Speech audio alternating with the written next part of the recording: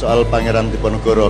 Pengorbanan beliau itu bukan hanya dari priayi mau angel-angel jadi rakyat kecil berontak nganti diewangin melaku adoh nganti nang alas-alas nang gua-gua sampai akhirnya dibuang nang Sulawesi dan seterusnya. Saya kira Anda orang-orang Universitas Diponegoro mesti tahu Anda jangan hanya ingat Diponegoro tapi juga mohon ingat ingat Kiai Mojo sama Sendot Basah Prawirodirjo yang makamnya di selatan Manado di daerah Tondano, sehingga kalau Anda ke daerah Manado sana ada yang namanya Jaton atau Jawa Tondano. Jadi ganteng-ganteng, kuning-kuning, masyarakat Muslim ada di sana, padahal di sekitarnya adalah orang-orang Nasrani dan mereka hidup rukun. Jadi tolong jangan hanya Diponegoro tapi juga diingat seluruh muluknya. Muluknya itu seperti Allah punya malaikat, jamaknya muluk. Allah dengan tool of powernya. Jadi Pangeran Diponegoro dengan tangan kanannya, dengan kakinya, dengan semuanya. Satu. Nomor dua, pengorbanan beliau tidak hanya itu, Pak. Tolong yang di jurusan sejarah mempelajari sangkan parang trah atau silsilah dari raja-raja Nusantara. Jadi kalau kita urut tidak usah dari Nabi Adam lah.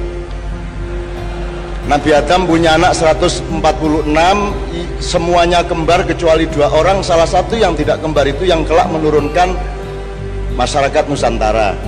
Kalau dalam wayang disebut Sang Hyang Sis. Terus nanti macam-macam variabelnya, tapi kita ambil saja dari ketika sampai ke Pandu. Raden Pandu punya anak Pendowo, Pendowo punya cucu sampai ke Parikesit. Nah, Parikesit adalah nenek moyang dari raja-raja Nusantara. Mereka bukan karangan, mereka adalah nenek moyang kita. Oleh karena itu orang Jawa, orang Sunda sangat dekat dengan wayang, melebihi orang India dan Sri Lanka. Karena memang kalau mereka dulu itu cuma provinsi yang kita suruh ngerjain tulisannya, tapi yang disuruh nulis oleh orang India itu adalah kita yang ditulis. Jadi nenek moyang kita sendirilah para wayang Pandawa dan Kurawa itu, kira-kira gitu. Nah, siapa Pangeran Diponegoro? Kalau kita terusin silsilahnya, katakanlah dari Brawijaya saja.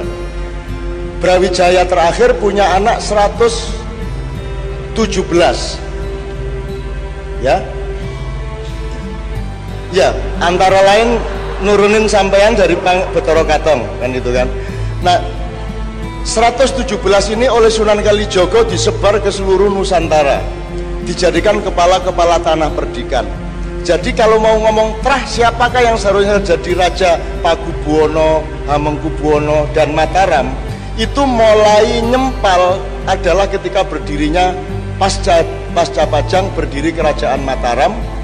Mulai di situ yang jadi bukan terusannya Brawijaya. Jadi kemudian sampai ke perjanjian Giyanti Jogja Solo, yang menjadi raja di Jogja dan Solo, tapi jangan bilang-bilang ya. Yang jadi Raja Jogja dan Solo ini sebenarnya bukan terusannya Raja Nusantara.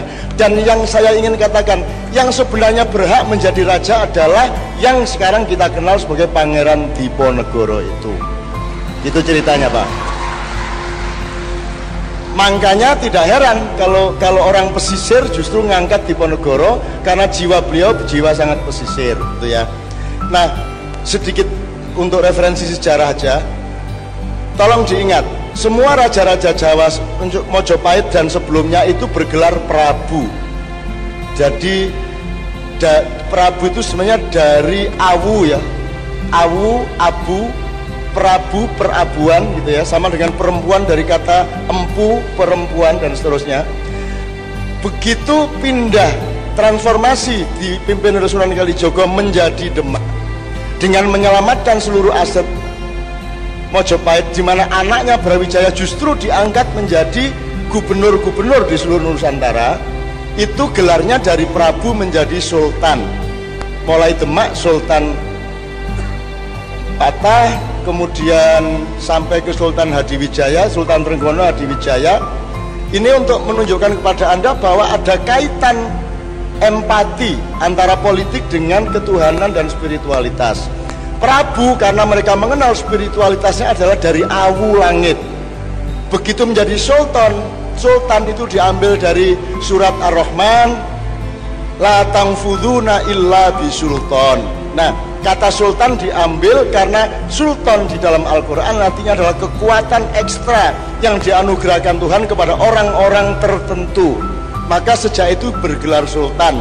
Begitu kerajaan Mataram berdiri, sultan nggak dipakai lagi, Prabu nggak dipakai lagi, Sutawijaya menggelari dirinya Panembahan Senopati. Mohon diingat-ingat, kalau di Jawa, kalau sudah Panembahan dia tidak boleh jadi raja. Kalau sudah Begawan, sudah Resi, dia tidak menjadi raja karena dia sudah memunggungi dunia, dia sudah seorang spiritualis. Nah, sejak Mataram terjadi pembelokan sampai Islam kemudian pecah Sunni Syiah. Kalau Raden Joko Tingkir itu Sunni, kalau Aryo Jipang itu Syiah, kalau Mondoroko itu Abangan dan seterusnya. Ini kalau diceritakan nanti saya jadi dekan Fakultas Sejarah Ilmu Budaya. Tapi intinya begitu Pak, intinya adalah Pangeran Diponegoro ini ngerti sejak awal bahwa seharusnya dia yang jadi raja, entah Solo entah Jogja. Tapi beliau tidak mempersoalkan. Beliau memberontak itu ketika sudah saya ini rela tidak menjadi raja, kenapa tanahmu tidak engkau pertahankan dari VOC? Maka dia Cancut Taliwonto, dia berontak kepada Belanda, kan begitu. Dan disitulah letak double ganda pengorbanannya Pangeran Diponegoro yang sekarang Anda junjung tinggi.